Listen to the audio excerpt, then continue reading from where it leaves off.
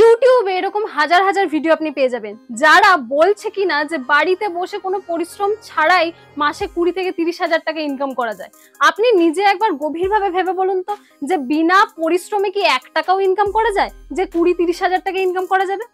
আজকের ভিডিওতে এমন একটা বিজনেস আইডিয়া আপনাদেরকে বলবো যেখানে বিনা পরিশ্রম নয়, একটুখানি পরিশ্রম, জাস্ট আপনি যদি অন্য কোনো কাজের সাথে যুক্ত থাকেন তার পাশাপাশি একটুখানি পরিশ্রম করে কিভাবে আপনি টাকা ইনকাম করতে পারবেন, সেটা মিনিমাম 5,000 থেকে ম্যাক্সিমাম আপনি যত খুশি টাকা ইনকাম করতে পারেন।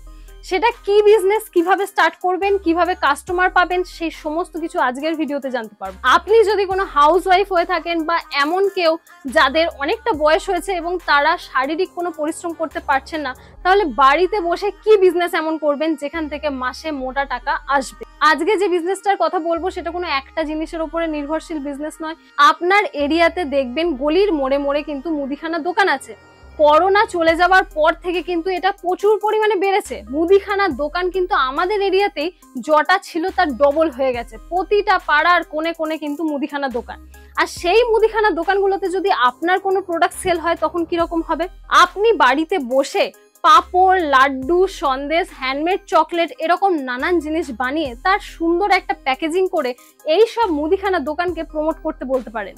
প্রমোট বলতে আপনি যখন কোনো জিনিসটাকে বানিয়ে দেবেন তাদেরকে, তারা যখন সেটাকে সেল করবে তারাও একটা ভালো মার্জিন পাবে এবং সেখান থেকে আপনিও একটা ভালো মার্জিন পাবেন। ধরুন আপনি একটা হ্যান্ডমেড চকলেটের বাক্স বানালেন, ছোট্ট পাড়া একটা বাক্স, সেখানে ধরুন আপনার 10 টাকা লাভ রয়েছে। আমি খুব মিনিমাম দিয়েই বলছি, ম্যাক্সিমামটা তো আপনাদের উপরে। ধরুন আপনার একটা বাক্সর উপরে 10 টাকা লাভ রয়েছে। ধরুন আপনি একদিনে সেই একটা বাক্সকে আপনি 20টা জায়গায় সেল করলেন, 20টা দোকানে আপনি দিলেন বাক্সটা, তাহলে আপনার কত ইনকাম হলো? একদিনে বসে বসে আপনার 200 টাকা ইনকাম হলো। এবারে আপনি ভাবুন তো, যদি গোটা মাসে আপনি প্রতিদিন 20টা প্যাকেট সেল করতে পারেন তাহলেই কিন্তু আপনার 6,000 টাকা হয়ে যাচ্ছে। এই সব বিজনেসে কিন্তু বেশি পরিশ্রম নেই, ঘরেতে বসে বসে আপনার কমফোর্ট জোনে আপনি এই জিনিসগুলো বানাতে পারেন।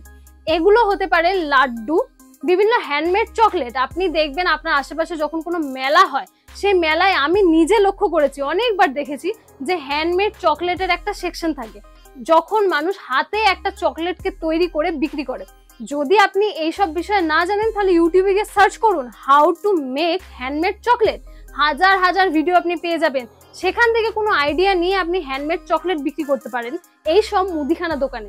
এই বিজনেসের ক্ষেত্রে আপনাকে মুদিখানা দোকানের যে মালিক তাকে একটু রিকোয়েস্ট করতে হবে যে আপনার প্রোডাক্টটা সে যেন শোকেস করে। দেখুন, এটা কোনো লেস কুরকুরে নয় যে কাস্টমার নিজে থেকে এসে বলবে যে আমাকে একটা লেজের প্যাকেট দিন তো, আমাকে একটা কুরকুরে প্যাকেট দিন তো।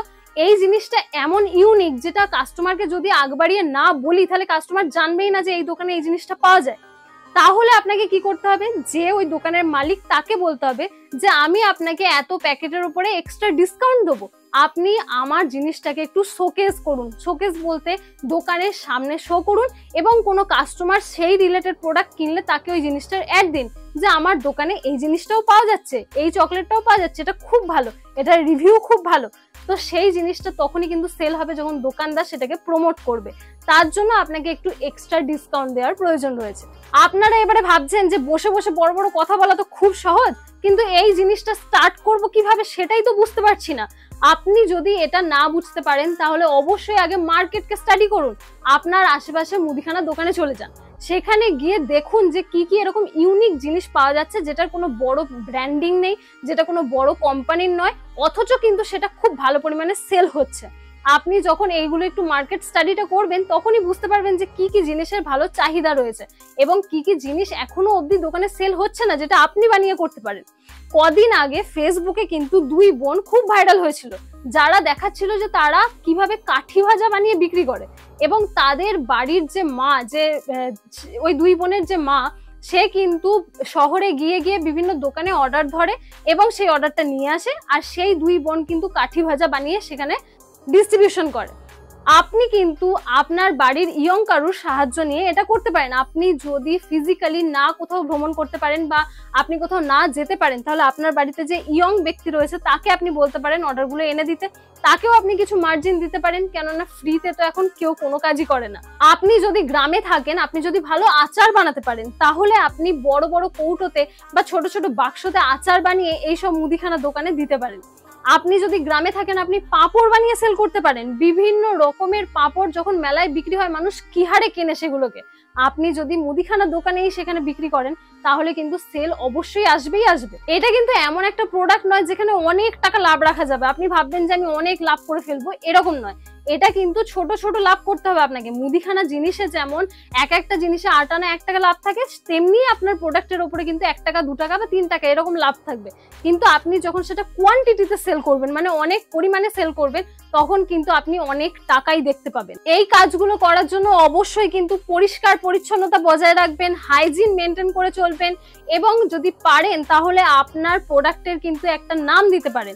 মানে দেখবেন বিভিন্ন জয়া মুড়ি, হ্যাঁ এরকম যেমন নাম আর কি, সেরকম আপনি প্রোডাক্ট যা বিক্রি করেন, পাঁপড় যদি বিক্রি করেন বা আচার করেন, সেটার একটা কোম্পানির নাম দেবেন।